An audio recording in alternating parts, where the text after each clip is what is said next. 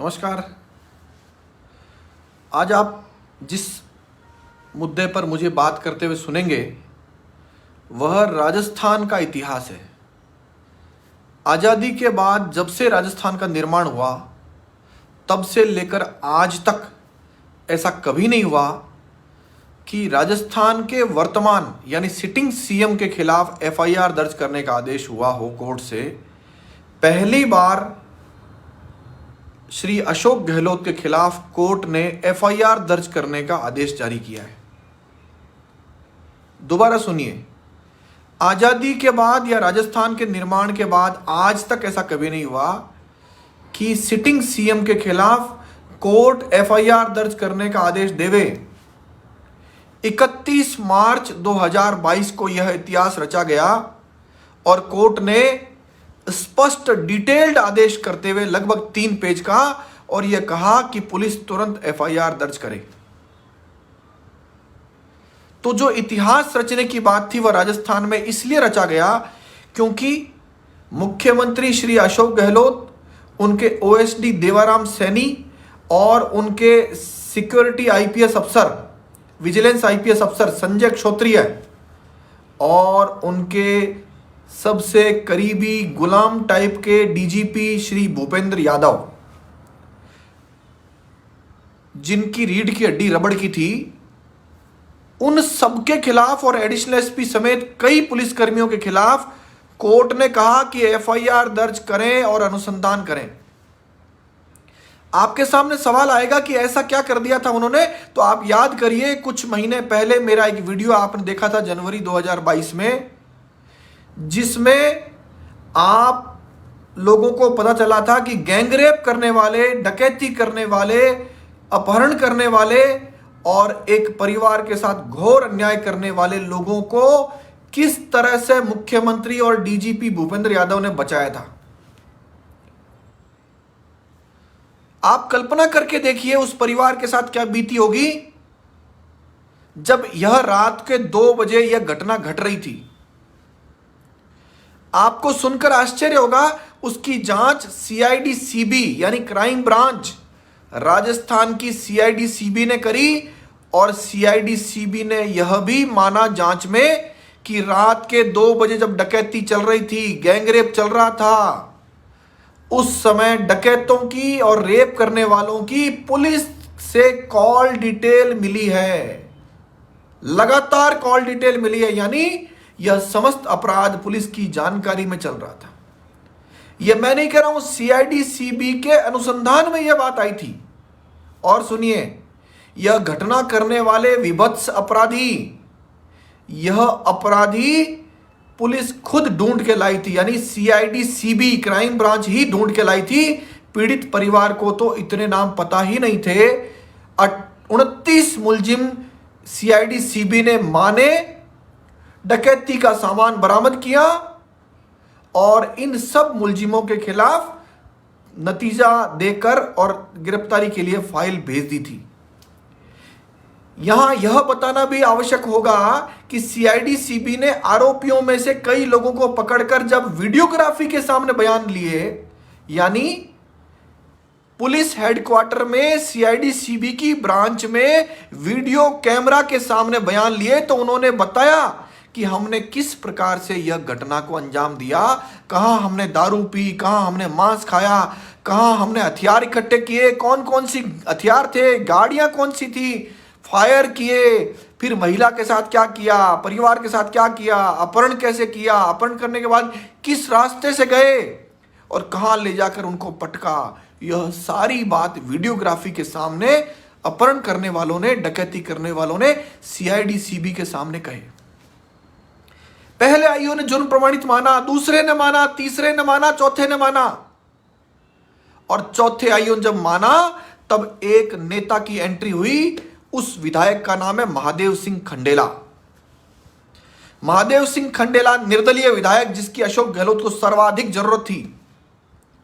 और महादेव सिंह खंडेला ने अशोक गहलोत पर दबाव बनाया कि ये जो लोग जिन्होंने घटना की है वह मेरे कार्यकर्ता हैं, मेरे बहुत निकट है, इनको बरी कीजिए सीधा अनुसंधान में ही। सरकार संकट में थी, अशोक गहलोत ब्लैकमेल हो रहे थे लगातार।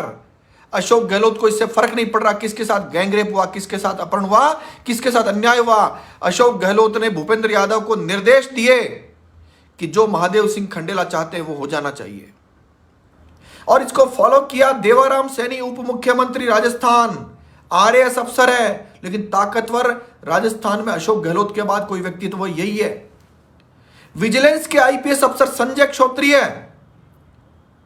उसने भी यही काम किया। और इन सबसे घटिया काम किया भूपेंद्र यादव ने, जिसने अनुसंधान अधिकारी जिसमें जुर्म प्रमाणित माना था, गैंगरेप, अपहरण, डकैती मानकर फाइल दे दी थी और कहा गिरफ्तारी के लिए जिले भेज दीजिए। उसी एडिशनल एसपी सुरेंद्र सागर, उससे कहा कि मामला बंद करो, धमकाया उसको, वो बेचारा इधर उधर डोला, आईपीएस अफसरों के पास गया, कईयों के पास गया, मेरे पास भी आया कि मुझे भूपेंद्र यादव धमका रहा है, मेरे से फाइल चेंज करा लो। और भूपेंद्र यादव ने अंतिम रूप से उस मामले में एफआईआर लगवा ली। जिस चौथे अनुसंधान अधिकारी ने जुर्म प्रमाणित किया था, उसी ने एफआईआर लगा दी और न्यायालय के समक्ष पेश करा दी एक ही दिन में। जिन अधिकारियों ने बीच में ना नुकर की कि हम इस गलत कागज पर साइन नहीं करेंगे, इसमें हमको जेल जाना पड़ सकता है, इस भूपेंद्र यादव ने उनकी कार सेवा करते हुए उन सब आईपीएस अफसरों को वहां क्राइम ब्रांच से हटवा दिया। और फिर उन योग्य आईपीएस अफसरों को लाया गया जो मुख्यमंत्री की इच्छा से और भूपेंद्र यादव की इच्छा से कुछ भी गलत सही कर सकते थे, उनको लाया गया और उनके हस्ताक्षरों से यह सारा अपराध कराया गया। जब यह मामला हाईकोर्ट में गया, हाईकोर्ट ने जब यह बात सुनी तो हाईकोर्ट जज ने कहा हम लोग मूक दर्शक बने नहीं रह सकते।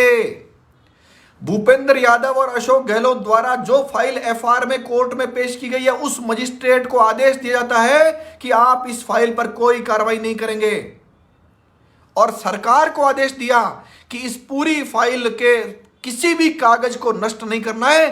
साथ में पुलिस हेडक्वार्टर में पड़ी गार्ड फाइल जिस पर DGP, ADG, IG, SP sign करते हैं, सारा खेल उस गार्ड फाइल में है, नोट शीट में है, वह भी सुरक्षित रखकर हाईकोर्ट में ले आओ।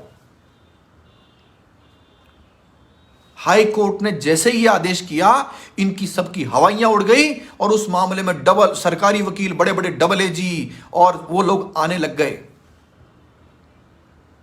लेकिन इस बात से तो केवल यह फर्क पड़ा कि जिन लोगों ने गैंगरेप किया, अपहरण किया, डकैती की, हाईकोर्ट ने कहा कि सरकार यह जवाब देवे कि यह फाइल सीबीआई को क्यों नहीं भेज देवे। यह ऑर्डर किया हाईकोर्ट ने। लेकिन सवाल यह था कि जिन नेताओं ने, जिन अफसरों ने, जिन पुलिस वालों ने, भूपेंद्र यादव ने, सुरेंद्र सागर ने और अन्य लोगों ने जिन्होंने यह अपराध किया, क्या आपको लगता है कि वो रेपिस्टों से कम थे? अगर मुझे कोई देख रहा है, भूपेंद्र यादव का परिजन और सुरेंद्र सागर का परिजन, देवाराम सैनी का परिजन, अशोक गहलोत का परिजन, संजय क्षोत्रिय का परिजन और महादेव सिंह खंडेला का परिजन, सोचकर देखो कि आपके इन श्रीमान ने किस हद तक, किस घटिया हरकत, करतूत को अंजाम दिया है। आप बताइए, जिन्होंने रात को 2 बजे गैंगरेप किया था, उनसे बड़े दोषी, उनसे बड़े अपराधी यह खुद लोग नहीं है क्या जो आपके परिजन हैं? हाईकोर्ट ने भी कहा कि शर्म आती है पुलिस का यह एक्ट देख करके, और उसके बाद हाईकोर्ट ने यह भी कहा इन सब पुलिस वालों के खिलाफ, इन सब मुख्यमंत्री और नेताओं के खिलाफ जो एफआईआर ज्योतिनगर पुलिस थाने की एसएचओ सरोज धायल ने दर्ज नहीं की, ऑर्डर करके कहा कि सरकार यह बताए इस सरोज धायल के खिलाफ कार्रवाई क्यों नहीं की जाए। ऑर्डर किया हाईकोर्ट जयपुर ने, और ऑर्डर करने के बाद जब यह मामला कोर्ट में एफआईआर दर्ज करने के लिए गया, 31 मार्च 2022 को एक इतिहास रचा गया और कोर्ट ने कहा इन सब लोगों के खिलाफ और प्रत्यक्ष अप्रत्यक्ष रूप से जितने भी लोग जुड़े हुए उन सब के खिलाफ एफआईआर दर्ज करो। 3 पेज का आदेश जब पुलिस के पास पहुंचा, आपका पुलिस में कोई भी जानकार अगर है तो उनसे पूछ कर देखिए, इस सरकार में किसी की हवाइयां किसी एक आदेश से उड़ी है तो वो यही आदेश है। मैं यहां यह भी बता देना चाहता हूं कि जब पीड़ित परिवार पुलिस थाने में गया तो न तो उसकी एप्लीकेशन पर एफआईआर दर्ज की, न उसको कोई रिसीव्ड दी, और उसके बाद वही रिसीव्ड एसपी मृदुल कच्छावा ने भी नहीं दी। और उससे भी बड़ी बात, मैं कागज दिखा सकता हूं, वह लिफाफा दिखा सकता हूं, जब स्पीड पोस्ट से इन आईपीएस अफसरों को भेजा गया, इन आईपीएस अफसरों ने उस लिफाफे को खोल करके, उस एप्लीकेशन को पढ़ करके, और जब उनका बीपी बढ़ा तो वापस कागज लिफाफे में डालकर ऊपर लिखा हुआ आया, नोट लगाकर, लेने से इनकार। बताइए उस स्पीड पोस्ट लिफाफे में कौन सा बम था, कौन सा कोरोना के वायरस थे, क्यों नहीं ले रहे थे? कारण यह था, ये मरी गिरी सरकार, कानून व्यवस्था समाप्त हो चुकी सरकार में आईपीएस अफसर केवल चापलूसी करने के लिए लगे हुए थे। एफआईआर दर्ज नहीं करते, रिसीव्ड देते नहीं है, डाक से भेजा लिफाफा लेते नहीं है। मुझे बताइए कानून व्यवस्था कहां बची है? और उससे एक कदम आगे 31 मार्च 2022 को जब कोर्ट ने कहा एफआईआर दर्ज करो, नहीं दर्ज हुई। 1 अप्रैल को दर्ज नहीं हुई, 2 अप्रैल को दर्ज नहीं हुई, 3 अप्रैल को दर्ज नहीं हुई, और आज 4 अप्रैल को भी वह एफआईआर कोर्ट के ऑर्डर के बाद दर्ज नहीं हुई। अशोक गहलोत को अगर जीवन में किसी एफआईआर से भय लगा है तो वो यही एफआईआर है। आप कल्पना करिए, अशोक गहलोत तीसरी बार मुख्यमंत्री है, 13 साल से ज्यादा वो राजा की तरह शासन कर चुके हैं, शासक के रूप में शासन कर चुके हैं। इन 13 साल में अगर कोई एक मामला पहला है, इनको छोड़ दीजिए, वसुंधरा जी के शासनकाल में, भैरव सिंह जी के शासनकाल में, और उससे पूर्व मुख्यमंत्रियों के कार्यकाल में सिटिंग सीएम के खिलाफ एफआईआर का आदेश मात्र अशोक गहलोत के जिम्मे आया है, मात्र अशोक गहलोत के हिस्से में आया है। अरे कुछ तो कोर्ट ने सोचा होगा, सब कुछ पढ़ करके 15 दिन तक कोर्ट ने 6 तारीख दी और पूरा पढ़ करके 3 अलग अलग आदेश किए। जो अंतिम आदेश एफआईआर का दर्ज किया वो 3 पेज का किया। मुझे यह पता है अशोक गहलोत कितना ताकतवर है 1.5 साल के लिए। मुझे यह भी पता है कि जिस मजिस्ट्रेट ने आदेश किया, हो सकता है उसका ट्रांसफर बाड़मेर, जैसलमेर, बांसवाड़ा, धौलपुर या कहीं ऐसी जगह कर दिया जाए, लेकिन न्याय करने वाले मजिस्ट्रेट फिर होते रहेंगे, किसी न किसी रूप में काम करते रहेंगे। और आप लोगों को बता दूं, उसी अशोक गहलोत ने, उसी मुख्यमंत्री ने आज सरकार की ओर से सेशन जज के यहां पर रिवीजन पेश की है। किसने पेश की? सरकार की ओर से। और कानून जानने वाला कोई भी व्यक्ति अगर मुझे देख रहा हो तो वह गूगल करके देख ले, एफआईआर दर्ज करने का आदेश जो होता है उसकी रिवीजन मेंटेनेबल नहीं है। अगर इनमें दम था तो ये लेकर हाई कोर्ट में जाते, लेकिन नहीं गए। कहां जाते हैं ये लोग? जहां पर इनको लगता है इनका कहीं कहीं प्रभाव काम करेगा। और सुनिए आज क्या घटा। महानगर जयपुर फर्स्ट के सेशन जज के सामने 11:30 बजे बाद रिवीजन पेश होती है। और अगर कोई वकील साथी मुझे देख रहे हैं तो उनको पता है कि जब रिवीजन पेश होती है तो नेक्स्ट डे उसमें तारीख रहती है, नेक्स्ट डे तय होता है सेशन जज किस जज को भेजेंगे, एडीजे को। लेकिन उसको, उस फाइल को 10 मिनट में सेशन जज साहब के चैम्बर में गई और चैम्बर के अंदर से आदेश होकर तय होकर आया। एडीजे 4 आधे घंटे बाद कोर्ट में पहुंच जाएगी। एडीजे 4 में मैं वहीं खड़ा था, सब कुछ देख रहा था मैं। लेकिन मुझे पता था ये सत्ता, ये ताकत, ये सब चीजें करा सकती है। एडीजे 4 के यहां से ये चुपके से आदेश कराने वाले थे। हम लोग पहुंचे और हमने कहा कि साहब हमको भी तो सुन लो। केवल ताकतवर लोगों को ही सुनते हो क्या? सरकार को सुनते हो क्या? हमको भी तो सुन लो। कोर्ट ने कहा हाँ लाइए आपका वकालतनामा, आपको भी सुन लेते हैं। अंतिम रूप से एक ही दिन यानी कल उसमें आर्ग्यूमेंट होने हैं। मुझे बताइए कानून जानने वाले लोगों, वकीलों, लॉ स्टूडेंट्स जो मुझे देख रहे हैं, एफआईआर दर्ज करने का आदेश हुआ है भ्रष्ट अपराधी पुलिसकर्मियों और नेताओं के खिलाफ, और रिवीजन करने जा रही है सरकार, राजस्थान सरकार। और सुनिए इससे भी ज्यादा दुखद बात, अशोक गहलोत ने आज अपनी रिवीजन में लिखा है कि कोर्ट ने बिना देखे अशोक गहलोत और ताकतवर आईपीएस अफसरों के खिलाफ, ये रिवीजन में लिखा है। मैं पढ़ के सुना देता हूं अगर आप ठीक समझे तो, बस 2-4 लाइन है उनके रिवीजन की। और उसमें उन्होंने लिखा है कि कोर्ट ने अशोक गहलोत को भी मुलजिम बना दिया, यानी आरोपी बना दिया, यानी उसके खिलाफ इन्वेस्टिगेशन का आदेश कर दिया है जो इलीगल है। अब मुझे बताइए, क्या अशोक गहलोत कानून से ऊपर है क्या? और कानून से ऊपर नहीं है तो फिर क्या खेल चल रहा है? ये क्या दादागिरी चल रही है? क्या सत्ता का दुरुपयोग चल रहा है? उस रिवीजन में अशोक गहलोत की सरकार यानी राजस्थान सरकार एफआईआर दर्ज नहीं करते हुए लिखती है, पुलिस अधिकारियों के अलावा माननीय मुख्यमंत्री महोदय, माननीय जो आरोपी है, आप जानते हैं कोई भी मुकदमा सरकार बनाम अशोक गहलोत होता है, सरकार बनाम सरकार नहीं होता है।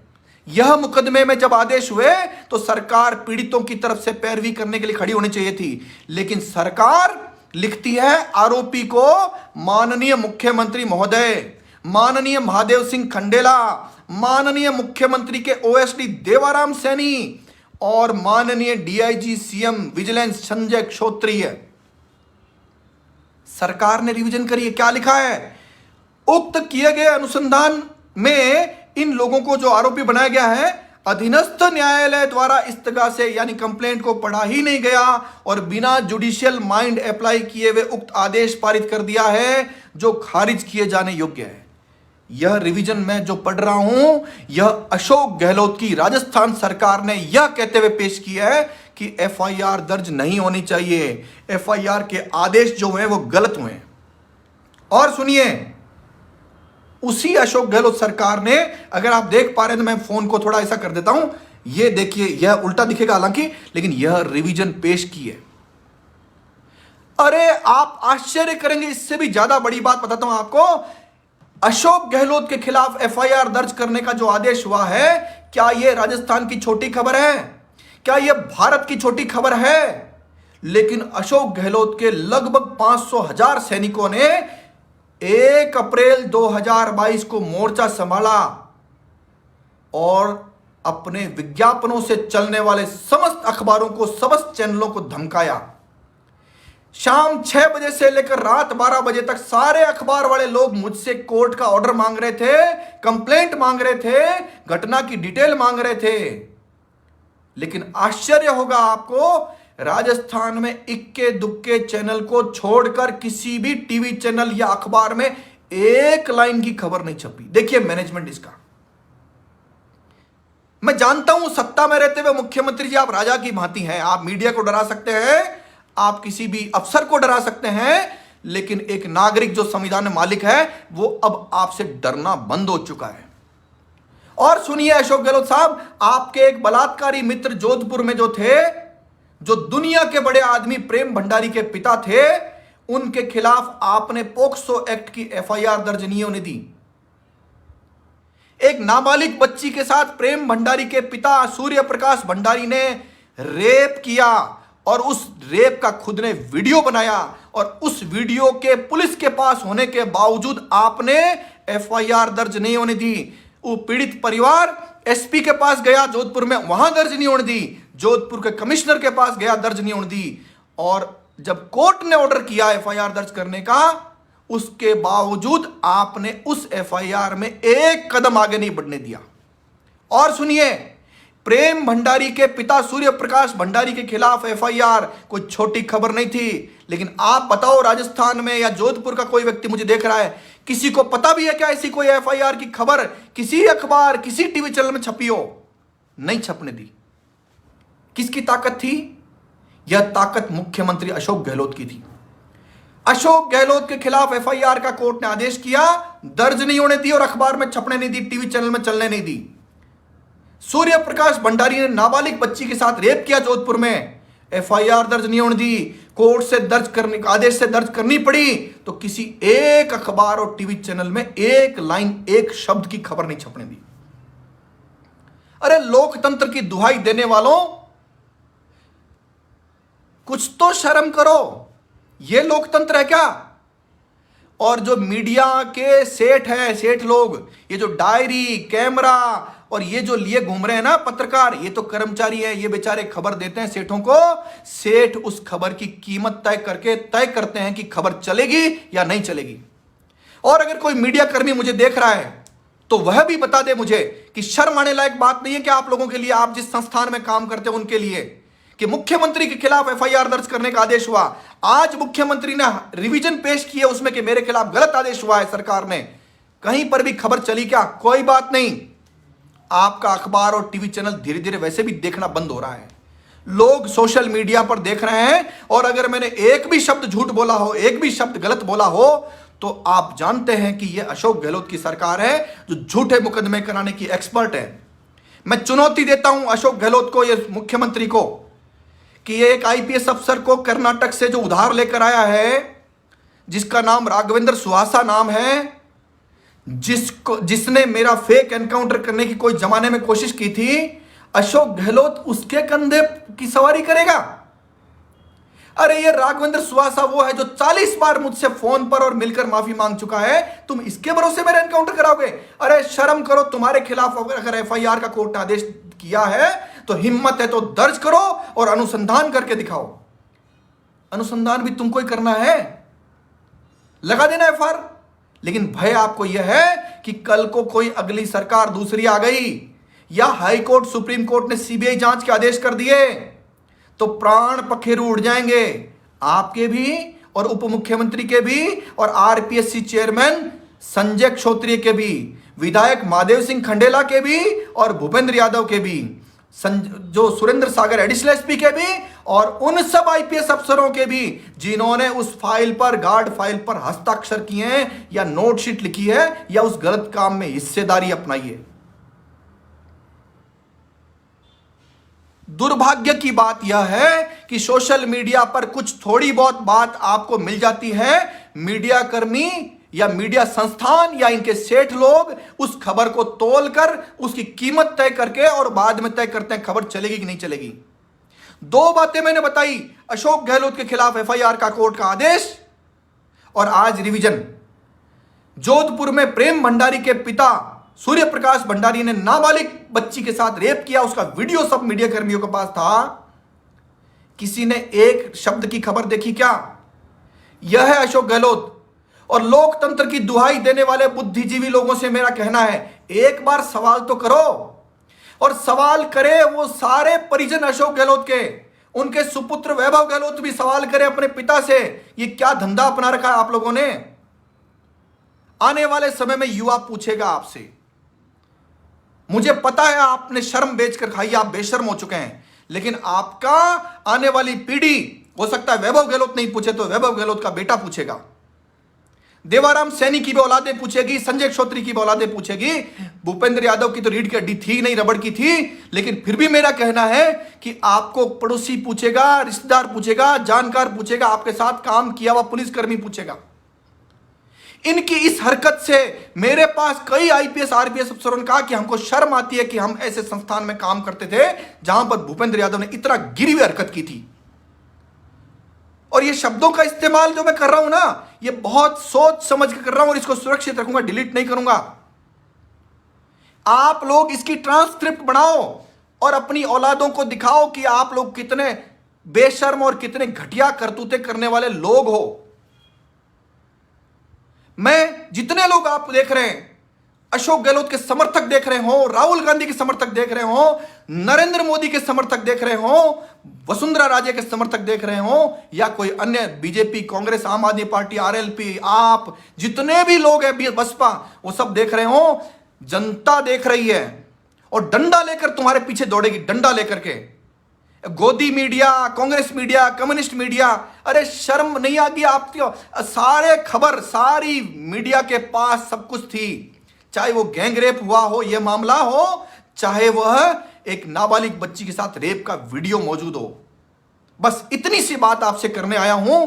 वो सारे सचिन पायलट जैसे लोग जो आज अशोक गहलोत के चिपक चुके थे, उन सब से भी आग्रह करता हूं, देखो दोबारा चुनाव लड़ना होगा, अशोक गहलोत की तो अंतिम पारी है, तुमको फिर आना होगा और जनता तुम्हारे लाते जूते और लठ मारेगी आने वाले टाइम में। ये ध्यान रखिएगा।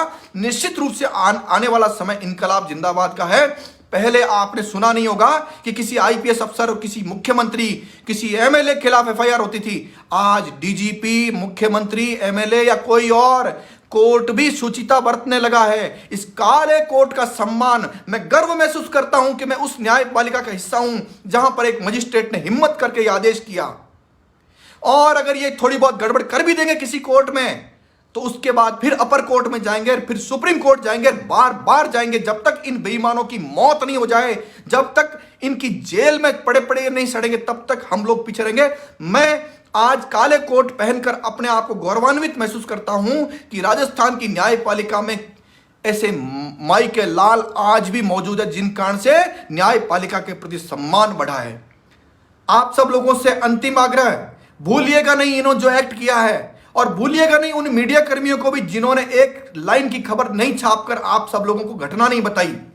ये जो रिवीजन आज अशोक गहलोत ने पेश की है खुद के खिलाफ एफआईआर में, यह रिवीजन कल निर्णित होगी। हो सकता है रिवीजन पक्ष या विपक्ष में जाए, लेकिन कानून की समझ रखने वाले मैं और मेरे जैसे अन्य साथी जो मेरे हैं, वह जानते हैं कि 156(3) सीआरपीसी में एफआईआर दर्ज करने का जो आदेश है उसमें रिवीजन चल नहीं सकती। फिर भी इन्होंने आधे घंटे में सेशन जज के लगा करके एडीजे 4 में सुनवाई करा करके, और ये जो कल निर्णय कराएंगे उसको हाई कोर्ट सुप्रीम कोर्ट लेकर जाएंगे। जरूरत पड़ी तो विजिलेंस सहित चीफ जस्टिस को भी पूरे फैक्ट बताएंगे ये क्या खेल चल रहा था। बेईमान कमजोर होते हैं। मैं जो साथी मेरे बीकानेर के साथी और अन्य साथी जो मुझे देख रहे हैं, एक्टिविस्ट साथी देख रहे हैं, वह हमेशा से मेरा एक शब्द याद होगा, चोर हमेशा कमजोर। 100 चोर मिलकर के भी एक सच्चे आदमी, एक ईमानदार आदमी का मुकाबला नहीं कर सकते, ऐसा मेरा हमेशा से मानना रहा है। और अब तो लाखों लोग खड़े हो चुके हैं जो जागरूक हैं, कुछ अच्छा कर रहे हैं और किसी की परवाह किए बिना हिंद की जय के काम में लगे हैं। इनकलाब जिंदाबाद, भारत माता की जय।